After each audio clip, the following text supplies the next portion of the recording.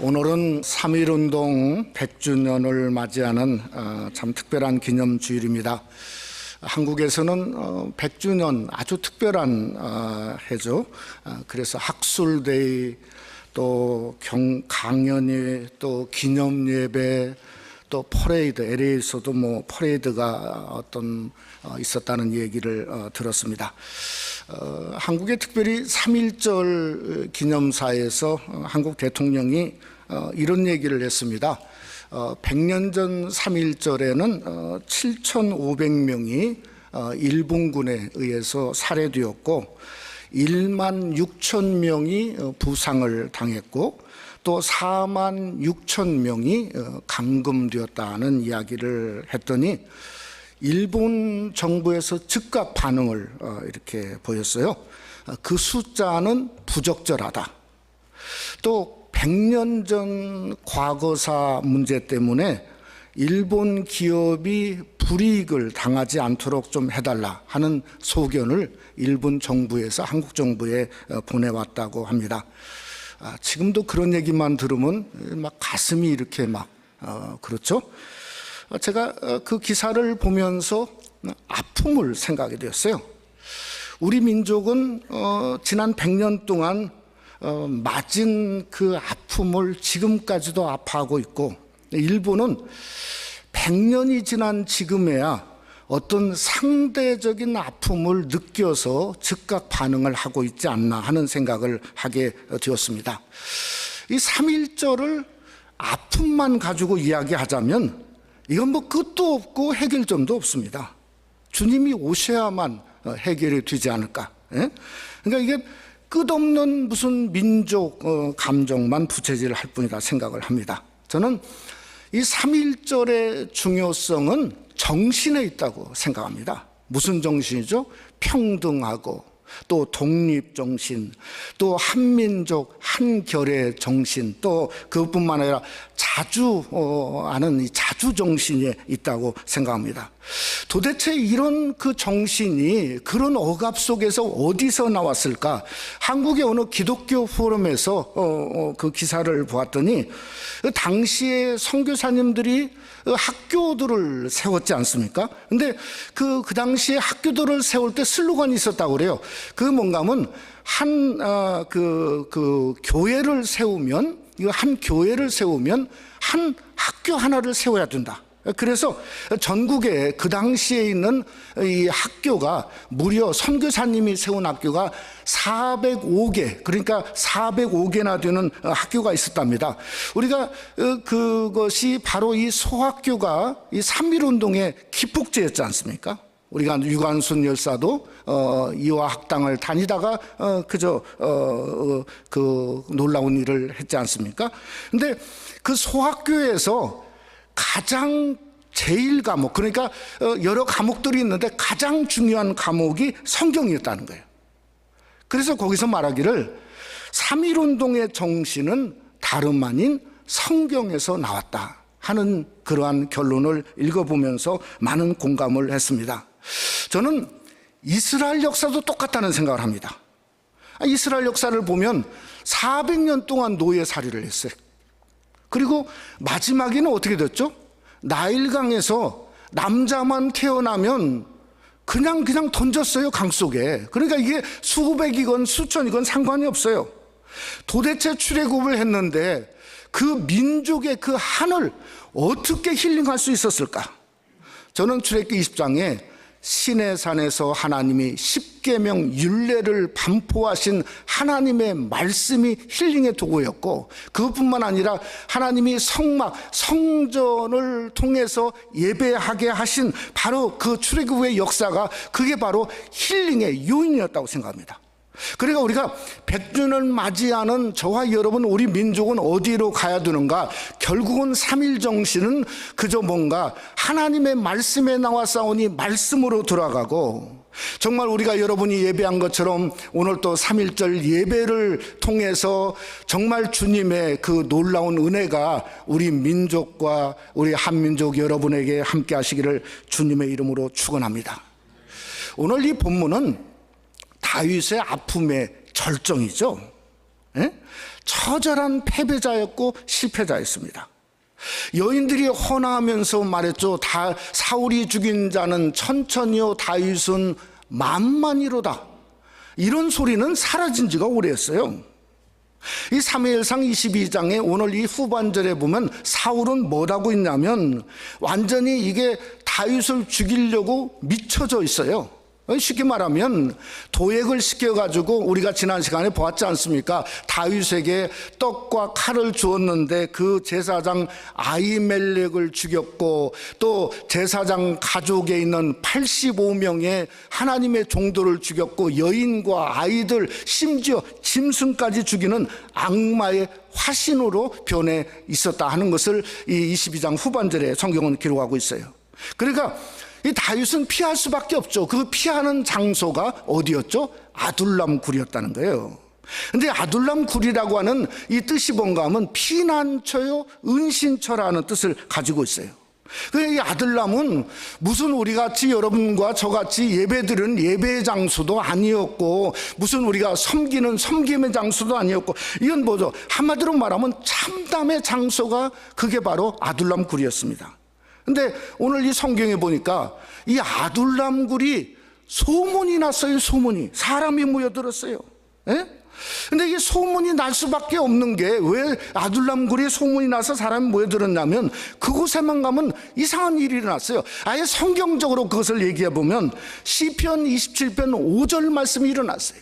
거기 보면 뭐라고 말했냐면 한번 우리 스크린으로 보시면 여호와께서 환난 날에 나를 그 초막 속에 비밀히 지키시고 그의 장막 은밀한 곳에 나를 숨기시며 높은 바위에 투시리로다. 여러분 이게 참 엄청난 소문이거든요.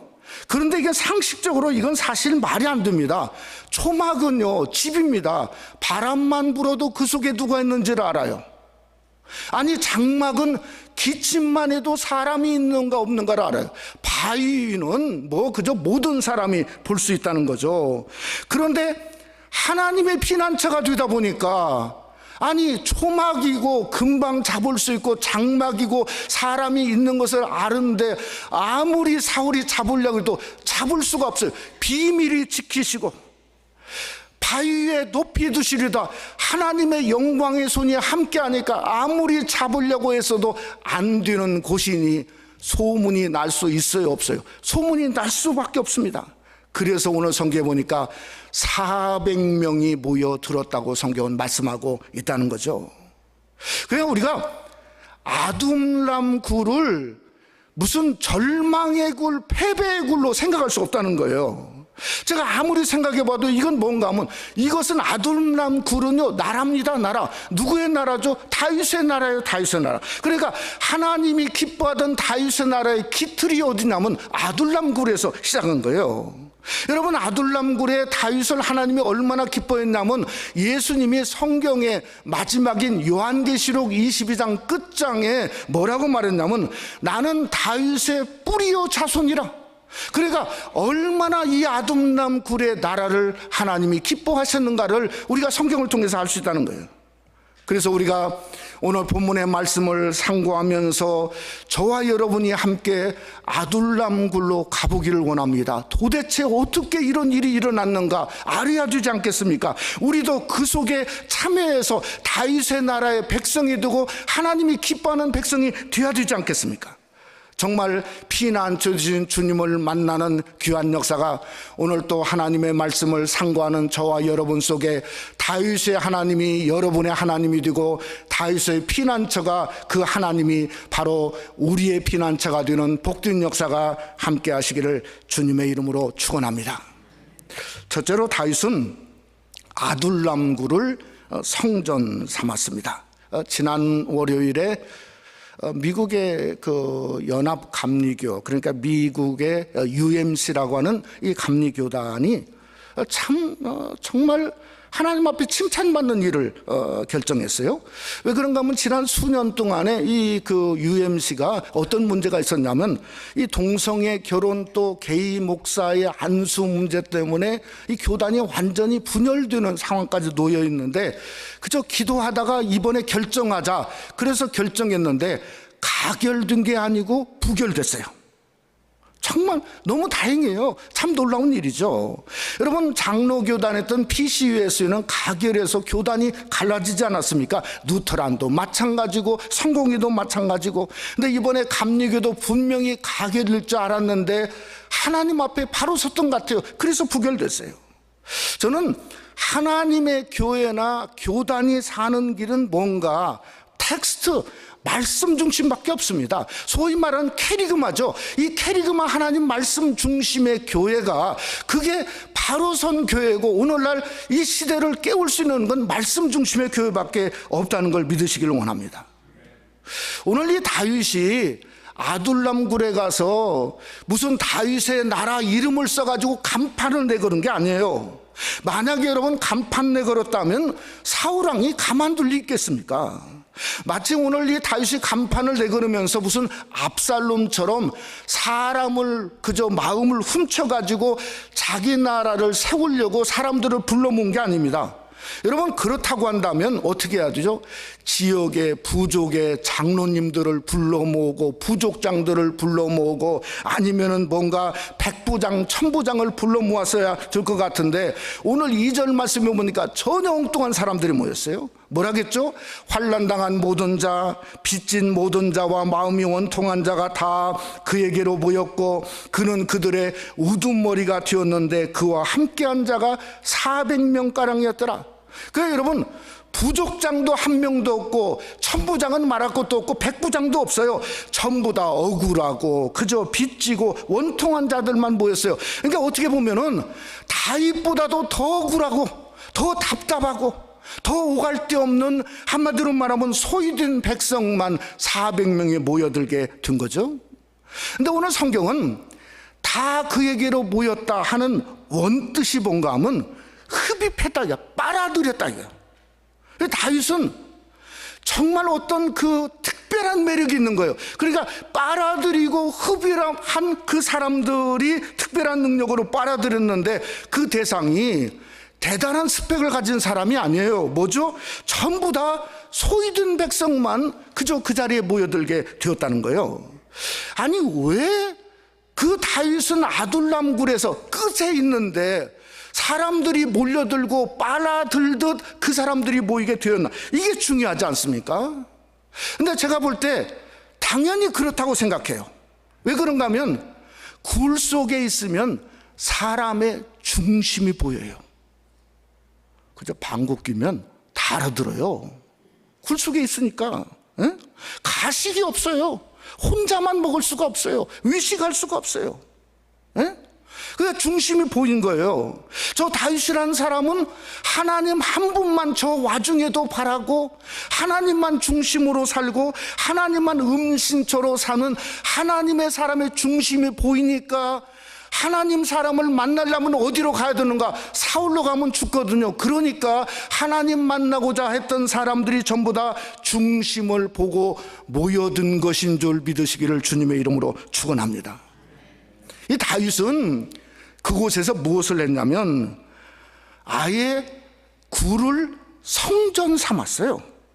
시편에 보면 시편 121편부터 계속해서 나오죠. 성전에 올라가는 노래, 이런 말이 나옵니다. 이 올라간다, 성전에 올라간다, 이게 무슨 뭐 사다리 올라가듯이 이제 언덕을 올라가서 성전에 그 들어가면 노래, 아니 그런 뜻이 아니고 이 원어로 히브리어 말하는 무슨 뜻이냐면 떠오르는 생각을 뜻하고 있어요. 떠오르는 생각. 그러니까 답답한 굴만 보면 인생의 끝이 생각나야 되는데 하나님이 생각나요. 그게 떠오르는 생각이에요. 아니, 환난당한 자가 그저 다윗이 환난당한 자를 보면 뭐가 생각났냐면 하나님이 생각나요. 무슨 하나님이 생각났냐면 하나님의 선하심이 생각났어요. 그래서 시편 34편 8절에 보면 그렇게 말했어요. 너희는 여호와의 선하심을 맛보아 알지어다. 그에게 피하는 자는 복이 있도다. 아멘. 이게 하나님이 생각나는 거예요. 하나님만 선하다는 거예요. 아니, 빚진 자를 보면 무엇이 생각났냐면 시편 84편 11절이 생각났어요. 거기 보니까 이렇게 말했어요. 여호와 하나님은 해요 방패이시라. 여호와께서는 은혜와 영화를 주시며 정직하게 행하는 자에게 좋은 것을 아끼지 아니하실 것임이니이다. 그러니까 빚졌다고 생각하지 말고 하나님께 나가면 은혜와 영화를 더하시고 정직히만 살으면 훨씬 좋은 것을 주시는 하나님이 생각나니까 그대로 말한 거예요. 또 하나는 여기에 보니까 마음이 원통한 자를 보면 무엇이 그의 생각에 떠오르게 되었냐면 시편 62편 8절에 보면 백성들아 시시로 그를 의지하고 그의 앞에 마음을 토하라. 하나님은 우리의 피난처이심이로다. 샬롬. 그렇게 말했다는 셀라. 그러니까 우리가 하나님 앞에 원통하면 하나님 앞에 토하는 거예요. 하나님이 피난처고 그걸 위로하시는 하나님이니. 그러니까 이건 굴이 아니라 뭐죠? 성전되어지는 거예요. 성전되어지는 거. 제가 어제 새벽기도 마쳤더니 우리 집사님이 우리 그 도서실 담당하는 집사님 오셔가지고 책을 두 권 좀 조금만 맡아달라고. 그래서 이렇게 책 제목을 보면서 오는데, 야, 이 제목이 너무 좋아요. 유기성 목사님이 쓴 주 안에서 사람은 바뀐다. 그런데 제가 다 읽어보지는 못했지만은 다 바뀌지 않습니다. 진짜 주 안에 있는 사람, 무슨 말인가? 고난의 굴에서 아둘람 피난처이신 주님을 만나는 사람만 바꿔지더라고요. 예? 어두우면 어두울수록 그저 굴만 보고 굴 속에만 들어가는 게 아니라 하나님이 떠오르는, 정말 올라가는 그 마샤흐 떠오르는 생각을 가진 사람은 바꿔지더라고요. 여러분, 제가 이 앞에 서 있다고 제 존재가 바꿔지나요? 천만의 말씀이에요. 천만의 말씀. 서 있는 건 사실은 아무것도 아닙니다. 뭔가 제가 변한 그 자체가 어디 있냐면, 어렵고 힘들고 고난 있을 때 아둘람 되신 피난처 주신 하나님 만난 그 자체가 중요한 거지, 서 있는 자체는 중요한 게 아니에요. 여러분, 직분과 앉아있는 자체가 중요한 게 아니라 변한 자체, 고난이 있을 때 하나님을 만나는 그 자체가 중요하단 말이에요. 그 자체가. 그러니까 우리가 우리 삶 속에 뭔가 정말 하나님 중심으로 살고 하나님 앞에 성전 삼는 어려움은 어려울수록 성전 드는 게 중요합니다. 여러분, 갈라디아 교회의 사도 바울을 보니까 이런 말을 했습니다. 갈라디아 6장 17절에 보니까 뭐라고 했냐면, 이후로는 누구든지 나를 괴롭게 하지 말라. 내가 내 몸에 예수의 흔적을 지니고 있다. 아니, 왜 괴롭게 하지 말라고 그랬는가? 그러면서 내 몸에 예수의 흔적을 지니고 있다. 이게 무슨 말이냐면 이런 말입니다. 사도 바울에게는 십자가의 흔적이 가득 있어요. 그러니까 더 이상 십자가의 흔적을 새길 데가 없어요. 그러니까 괴롭게 하지 말라는 거예요. 괴롭게 하지 말라. 그러니까 사도 바울은 이미 하나님의 사람이고 그저 그 몸이 성전되었다는 거죠. 그러니 아시아에 있는 모든 교회를 빨아들이는 하나님의 위대한 종이 되었다는 거 아니겠습니까? 사랑하는 성도 여러분, 우리 신앙의 성패는 어디에 달려있는가? 여러분이 성전되어지고 있는가 없는가, 거기에 달려있어요. 거기에 달려있어요. 여러분이 정말 진실하고 아름답고 하나님 보시기에 얼단 마음속에 예수의 흔적을 가지고 고난이 오면 올수록 내가 그 안에서 성전되고자 거룩한 성전 삼는 역사를 통해서 다윗의 나라가 여러분의 나라가 되고 다윗의 축복이 여러분의 축복이 되는 귀한 은혜가 함께 하시기를 주님의 이름으로 축원합니다. 두 번째로, 다윗은 아둘람 굴에서 우두머리가 되었다. 성경은 말하고 있습니다. 13세기에 이 소위 몽골 제국이라고 하는 엄청난 제국이 있었죠. 그 위대한 왕이 누구죠? 징기스칸입니다. 근데 이 징기스칸 왕만큼 전 세계 가장 넓은 영토를 가진 왕은 지금까지 역사 이래 없었어요. 한국을 종했죠. 중국은 말할 것도 없고, 중앙아시아, 또 뭐죠? 유럽에 심지어 헝가리까지 전부 이게. 그러니까 근데 이 몽골 전체가 그러면 수억 명이었는가? 전체 인구가 100만 명밖에 안 됐어요. 군사는 몇십만 밖에 안 됐단 말이에요. 근데 이게 그 징기스칸 그 군대가 어떻게 해서 이 엄청난 전 세계 유례 없는 그 엄청난 제국이 되었냐면 두 가지를 역사학자는 얘기합니다. 첫 번째는요, 징기스칸 군대는 간단했다는 거예요. 간단했다. 무슨 뭐 그냥 철모 쓰고 막 그저 뭐 이렇게 앞으로 이게 아니고 간편했다는. 그리고 신속하게 들어가고 쳐서 나왔다는 거예요. 그러니까 쉽게 말하면 유목민 상태로 전쟁한 거예요. 가다가 그저 목이 말하면 말 찔러서 말피를 마셨다고 그러지 않습니까? 그래서 여러분, 다윗의 군대가 만만의 군대였어요. 이 출발점이 어디냐면 아둘람 굴에 근거를 두고 있어요. 여러분, 굴이니까 무슨 무장할 것도 없고 훈련할 것도 없고 그 다음에 뭔가 기댈 것도 없고 뭔가, 근데 있는 그대로예요.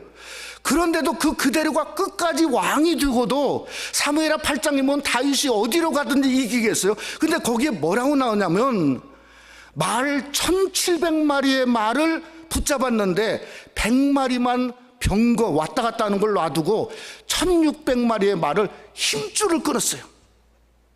그러니까 움직일 수가 없는 거예요. 탈 수가 없는 거예요. 무슨 말이죠? 간편한 거예요.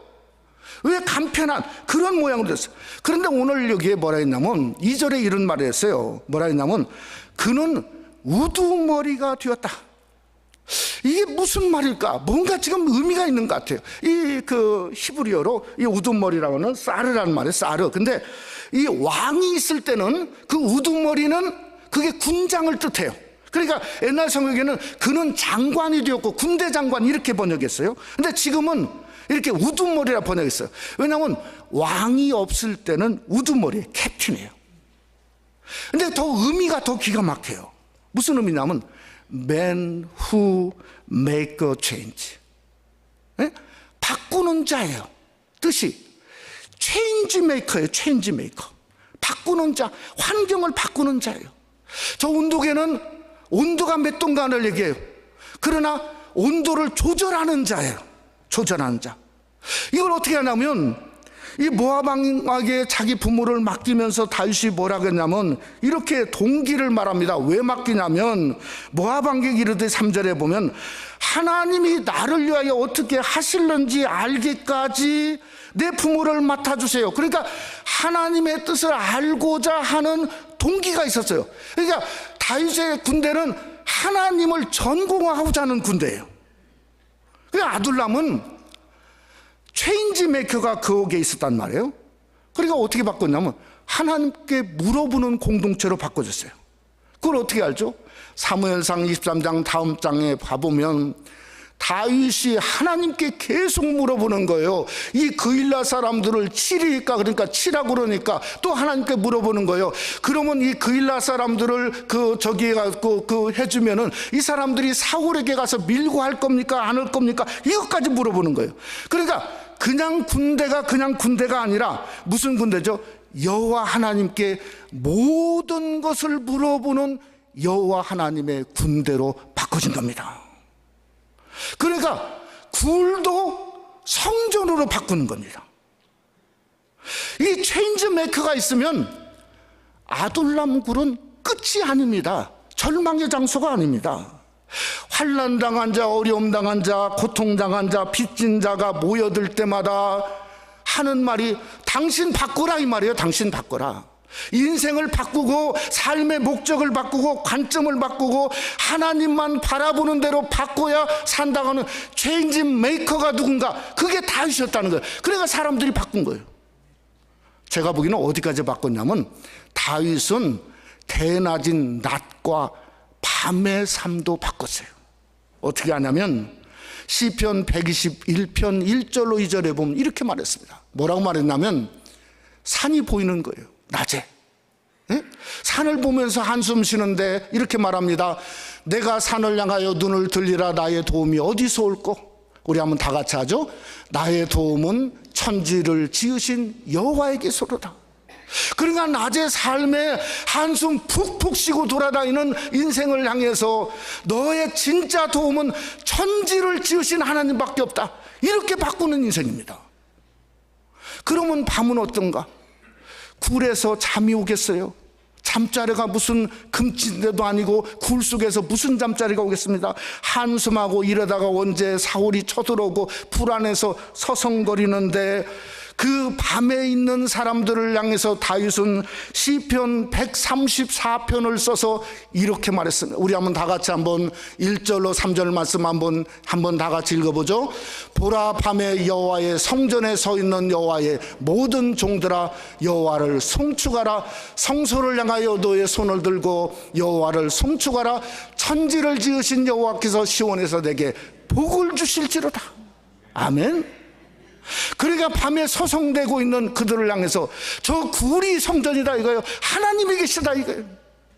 그러니까 하나님을 송축하고 하나님을 기뻐하고 하나님을 찬송하면 하나님이 천지를 지신 하나님께서 너에게 복을 주시지 않겠느냐.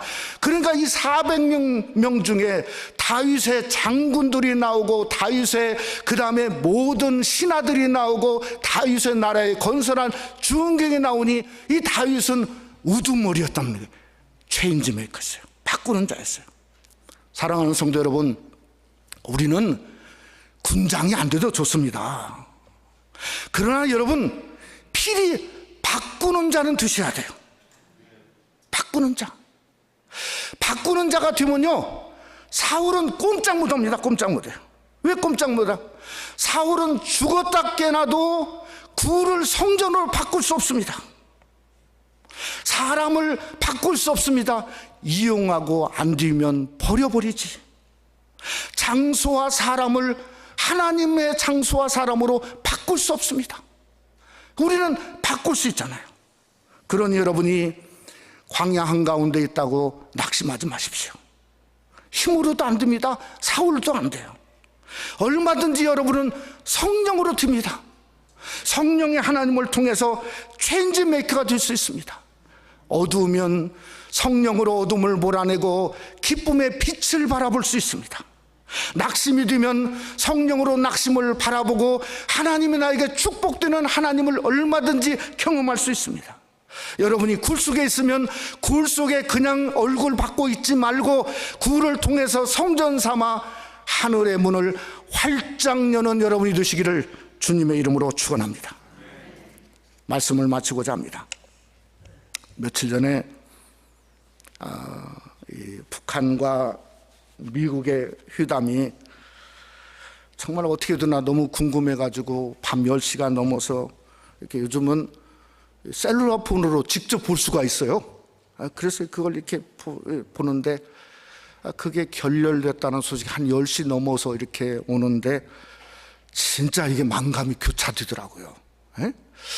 이 통일조국은 진짜 우리 시대에 언제 올 건가 하는 것도 안타깝고요. 제가 제 꿈이 뭐냐면 평양과 원산, 신의주, 왜 그걸 자꾸 강조하냐면 거기에 좀 우리 새생명교회를 좀 세워보고 싶어가지고 좀 아멘 하시기 바랍니다. 좀 세워보고 싶어가지고. 근데 이게 언제 오려나. 또 하나의 만감이 교차되는 이유 중에 진짜 불쌍하더라고요, 그분들이. 평양에서 66시간 기차 타고 가는데 시속 50마일도 안 돼요.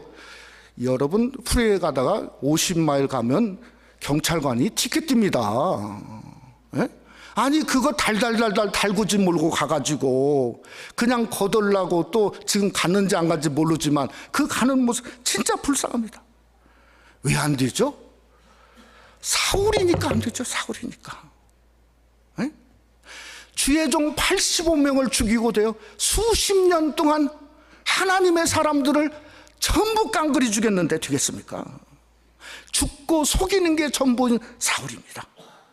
그런데 다윗은 됩니다. 다윗은 왜 됩니까?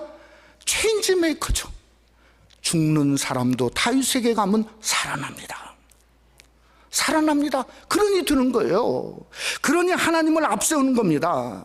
그리고 우리의 삶 속에 정말 아둘람굴의 다윗처럼 뭔가 그들도 놔야 돼요. 핵도 완전히 놓고 뭔가 하나님만 바라라.